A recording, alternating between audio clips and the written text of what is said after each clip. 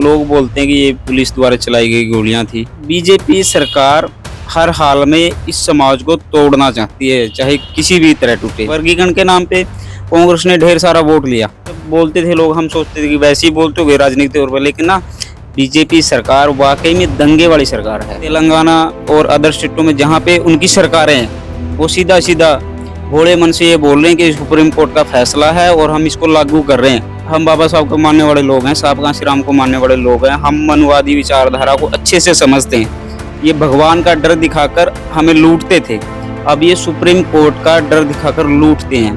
2 अप्रैल के दिन गोली लगी। कानून ये बोलता है कि अगर कोई भी उपद्रवी है उसको पहली गोली घुटने से नीचे लगेगी, यानी गुड्डे से नीचे लगेगी, लेकिन मेरे को ना ऊपर की तरफ लगी है। ये हमारे आगे ना जाल बिछाते और हम उसमें फंसते रहते हैं लगातार। जय भीम। दिल्ली टाइम्स देख रहे हैं आप। आपके साथ मैं हूं सुषमा। इस वक्त मैं मौजूद हूं जिला कैथल में। कैथल जो हरियाणा का जिला है और ये विधानसभा भी कैथल है। यहाँ हम चुनावी कवरेज के लिए आए थे, लेकिन यहाँ हमें एक ऐसे शख्स मिले जिनके मिलने के बाद हमें लगा कि उनकी कहानी आप तक पहुंचाई जानी बेहद जरूरी है। 2 अप्रैल 2018 को SC/ST एक्ट के लिए जो एक देश भर में जो आंदोलन हुआ, उससे आप बखूबी वाकिफ होंगे। उस आंदोलन में भाई अनूप ने भी अपना समर्थन दिया था और सबसे बड़ी बात यह है कि उस आंदोलन में जो 13 लोगों की मौत हुई थी, वो सबसे बड़ा मुद्दा बना था और अनूप भाई ने भी उस आंदोलन में गोली खाई थी। आइए बात करते हैं अनूप जी से। अनूप भाई, जो 2 अप्रैल 2018 का ये जो आंदोलन था, वो क्या आंदोलन था, कैसे हुआ, आपके साथ क्या हुआ था, वो बताएं। आप सभी को जय भीम। आपने जो सवाल पूछा, दरअसल ना वो एट्रोसिटी एक्ट में एक ना बदलाव किया गया था कि अब पहले FIR जो सिद्ध हो जाती थी, लेकिन अब FIR पहले जांच होगी, उसके बाद FIR होगी DSP लेवल की। आप समझ सकते हो कि एक SC दलित समाज को DSP लेवल तक तो कोई जान ही नहीं देता, तो जांच वगैरह FIR तो मतलब ही नहीं बनता। ये सुप्रीम कोर्ट के थ्रू बीजेपी ने जो फैसला दिलवाया था 20 मार्च 2018 को, इसको लेकर लोगों में दिन प्रतिदिन इतना रोष बढ़ता गया और अपने आप लोग इकट्ठा होते गए, बिना किसी पार्टी के, बिना किसी संगठन के। जो जाने अनजाने में पता नहीं कहाँ से 2 अप्रैल की एक डेट आई, 2 अप्रैल 2018 की, तो उसमें लोग इकट्ठा हुए। जैसे ही सभी का बनता है, मतलब कि जाने का सामाजिक दायित्व, इसी तरह मैं भी गया था। तो वहाँ पे इतनी ज़्यादा भीड़ थी, पूरे हरियाणा में सबसे ज़्यादा भीड़ कैथल के अंदर थी। तो देखते-देखते भीड़ इतनी ज़्यादा बढ़ गई कि वहाँ पे ना लोग अपना शांतिपूर्ण प्रदर्शन कर रहे थे।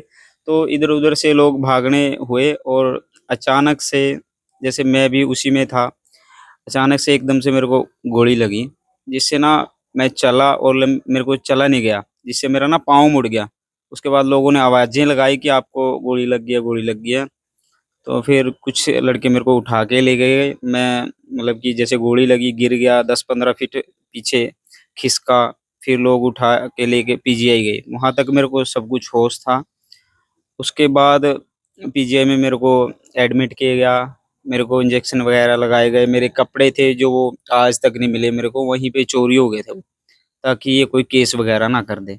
आपने कहा आपको जब गोली लगी तो आपको पता ही नहीं चला, आप बस भाग रहे थे भीड़ के साथ। क्या आपको ये पता है कि गोली मारने वाले कौन थे? नहीं, मेरे को आज तक नहीं पता, पर लोग बोलते हैं कि ये पुलिस द्वारा चलाई गई गोलियां थी, लेकिन मेरे को अभी तक नहीं पता चला, क्योंकि उस भीड़ में ना ही मेरा ऐसा कुछ था, ना ही हम उपद्रवी थे या कुछ और था। शांतिपूर्ण प्रदर्शन कर रहे थे, लेकिन मेरे को पता नहीं चला वो किसने चलाई थी। शांतिपूर्ण प्रदर्शन था, लेकिन उसमें गोली चल जाती है, 13 लोगों की जान चली जाती है, गोलियां लगती हैं लोगों को, उन्हें यही नहीं पता चलता कि उन्हें गोली मारी किसने है। जब वो अस्पताल जाते हैं तो उनके कपड़े जो खून से लथपथ थे वो भी नहीं मिलते, सिर्फ इसलिए कि कोई केस दर्ज ना हो सके। अनूप जी, अभी जैसे 2 अप्रैल का जो आंदोलन हुआ था, वो भी SC/ST एक्ट को लेके हुआ था। हाल ही में एक वर्गीकरण का मुद्दा आया है, जिसको लेके 21 अगस्त को भी एक बड़ा आंदोलन हुआ। दोनों SC/ST लोगों से संबंधित हैं। अब दोनों में ये है कि एक था कि सीधे केस दर्ज नहीं होगा, अब एक ये है कि अब वर्गीकरण कर दिया जाएगा कि किसे आरक्षण मिले, किसे ना मिले। क्या ये कहा जा सकता है या ये कहना बिल्कुल सच होगा कि सीधे दलित समाज के साथ ये एक पूरी भेदभाव वाली स्थिति है कि एक तो आरक्षण छीनने की बात, ऊपर से ये कि जाति के आधार पे हमेशा जो भेदभाव है वो होता रहा है, लेकिन उसे आर्थिक आधार बना दिया जा रहा है सरकार और कोर्ट के द्वारा। जैसे ना 2 अप्रैल हुआ, उसके कुछ दिन बाद शायद ना एक 13 पॉइंट रोस्टर भी हुआ, हम्म, जिसको 200 पॉइंट से लेकर 13 पॉइंट पे लेकर आ गए, जिससे ना ताकि कोई भविष्य में अगले लगभग 60, 70, 80 साल तक कोई प्रोफेसर ना बन पाए एससी समाज का, बैकवर्ड क्लास का, उसमें भी समाज को रोकने की बात है। और जब से 2014 में खासकर सेंटर में तो रही है बीजेपी, लेकिन हमने तो पहली बार देखा है 2014 में बीजेपी सरकार आई, तभी से 2016 में जाट आरक्षण हुआ, उसके बाद संत रामपाल का हुआ, उसके बाद 25 अगस्त 2000 शायद 19 को सरसेवाड़े कांड हुआ, उसके बाद आती है फिर इसकी बारी दलित समाज की, वो 2 अप्रैल 2018 को होता है। और ऐसे-ऐसे अब अभी आपने जो बोला वर्गीकरण का, तो बीजेपी सरकार हर हाल में इस समाज को तोड़ना चाहती है, चाहे किसी भी तरह टूटे। मैंने बताया आपको 13 पॉइंट रोस्टर हो गया, उसके बाद जाट आरक्षण हो गया, वो मतलब कि है ही, जब बोलते थे लोग हम सोचते थे कि वैसे ही बोलते होंगे राजनीतिक तौर पर, लेकिन ना बीजेपी सरकार वाक़ई में दंगे वाली सरकार है। इससे ज़्यादा और कुछ नहीं इनके पास, कोई समाज के लिए या पब्लिक के लिए कोई अच्छे संसाधन नहीं है, कोई अच्छे गाइड नहीं इनके पास, कोई स्कूल, कॉलेज कुछ नहीं है। आप पीछे देखा हो आपने, वो जियो यूनिवर्सिटी है, कोई बिल्डिंग नहीं है लेकिन उसको वो मिल रहा है, सर्टिफ़िकेट मिल रहा है कि ये जियो यूनिवर्सिटी है। अंबानी कहाँ से कहाँ पहुँच गया और गरीब कहाँ से कहाँ पहुँच गया। तो इतना ज़्यादा बुरा हाल है। और वर्गीकरण की बात है ना, ये हर हाल में ना समाज को तोड़ना चाहती है। अभी इनका ये कामयाब नहीं हुआ क्योंकि लोगों ने इसके बारे में सोचा। जैसे इन्होंने ओबीसी के अंदर क्रिमिनल लेके आए थे, तो उन्होंने देखा कि ये कुछ नहीं है, सिर्फ़ दिखावा है, एक समाज के अंदर 2 टुकड़े करने का। इसी तरह एससी समाज के अंदर भी ए, बी करने का टुकड़ा है जो इनका कामयाब नहीं हुआ, क्योंकि एससी समाज महापुरुषों के बारे में पढ़ता है, रिज़र्वेशन के बारे में पढ़ता है, उसको पता है कि किस हद तक ये गिरे जा रहे हैं। तो ये इनका मुद्दा विफल हो गया। आपने बीजेपी की बात कही, लेकिन वर्गीकरण वाले मुद्दे पे ना कांग्रेस ने भी ढुलमुल रवैया अपनाया है, जबकि कांग्रेस की तरफ सबसे ज्यादा जो दलित समाज है वो चला जाता है बीजेपी को ना अपना के।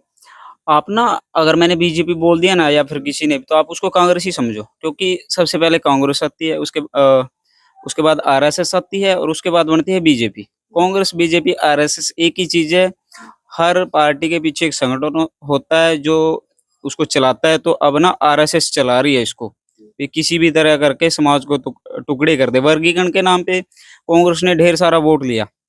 उसके बाद मई में वो ढेर सारा वोट लेती है, 0 से उठ के 99 पे पहुँच जाती है, सरकार नहीं बना पाती।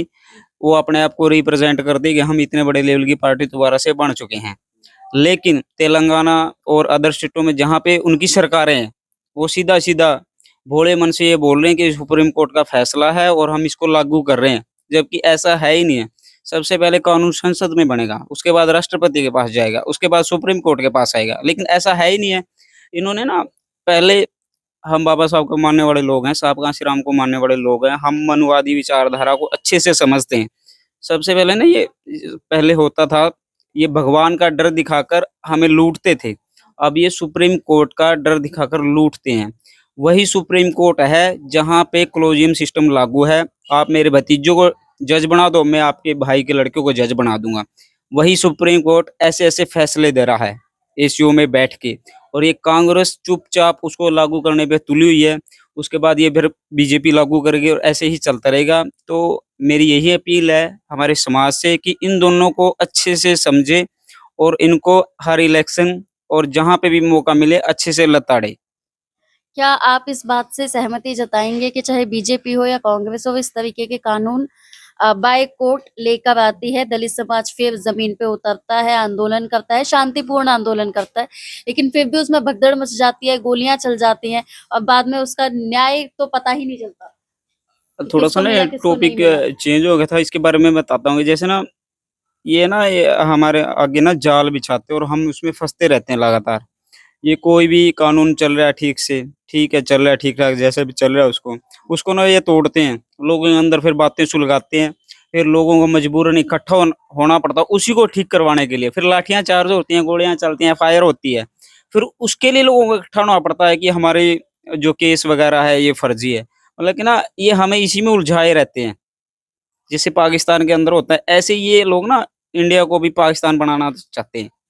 तो 2 अप्रैल का ये जो आंदोलन हुआ अनूप जी, उसके बाद आपने क्या स्थिति देखी या पूरे दलित समाज ने क्या स्थिति देखी? उस आंदोलन के बाद क्या हुआ था?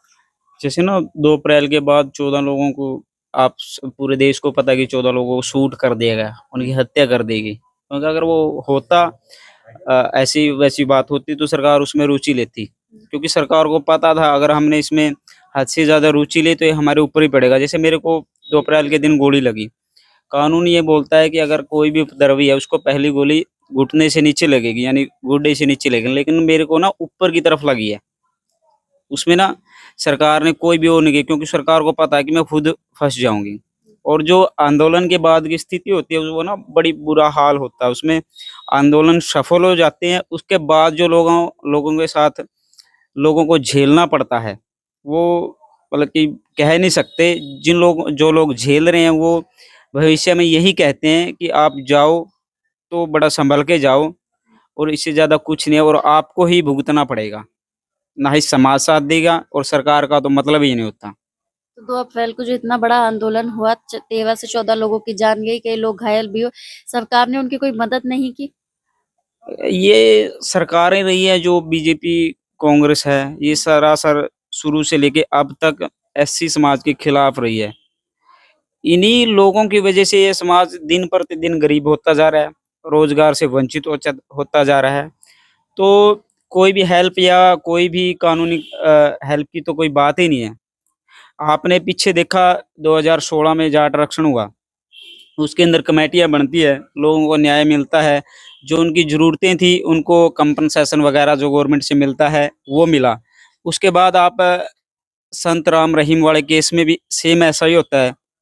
उसके बाद ना अभी प्रेज़ेंट की बात बताता हूँ, दिल्ली के साथ में फरीदाबाद एक एरिया है हरियाणा का, वहाँ पे बिट्टू बजरंगी नाम का व्यक्ति और मुस्लिमों के बीच हिंदू मुस्लिमों के बीच दंगे होते हैं। उसके अंदर स जो दंगे के बाद सरकार अपना रुचि लेती है और उसमें ना सरकार ये डिक्लेयर करती है कि जो हुआ उसकी हम जाँच करेंगे, जिनका नुकसान है उसकी भरपाई करेंगे हम। मेरे ख़्याल में ना उसके अंदर 45 लाख रुपए का कंपनसेशन दिया गया है मुस्लिम कम्युनिटी को। और इसी तरह किसान आंदोलन के अंदर भी जो मुद्दा चला हुआ था, अभी कुछ दिन पहले की बात है जो हरियाणा और पंजाब के बॉर्डर पर एक लड़का है शुभकर्ण, उसको ना इसी तरह गोली मारी गई।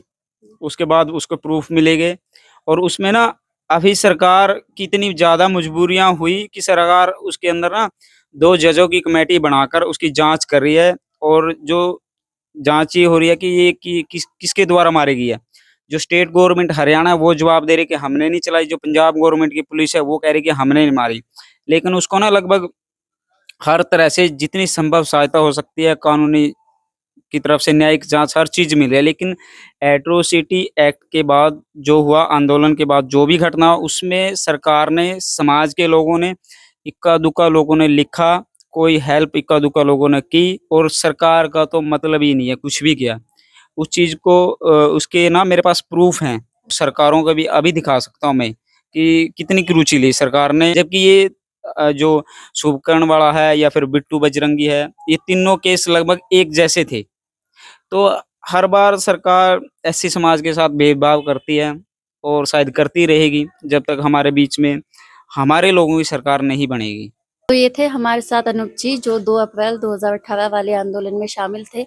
इन्होंने पूरी वीडियो में एक बात जो कही जिस पे सबको ध्यान देना चाहिए वो ये कि दलित समाज अपने हित के लिए सड़कों पर उतरता है, आवाज़ उठाता है, शांतिपूर्ण आवाज़ उठाता है। लेकिन उस आंदोलन में कुछ ऐसा कर दिया जाता है जिसके बाद ना तो वो आंदोलन दलित समाज ही भूल पाता है और उसे इतना भुगतना पड़ता है आगे चल के कि ना तो कोई कंपनसेशन मिलता है और ना ही उन्हें मिलता है न्याय। मैं हूँ सुषमा, कैमरे के पीछे मेरे साथ हैं अवनीश अवस्थी। देखते रहिए दलित टाइम्स।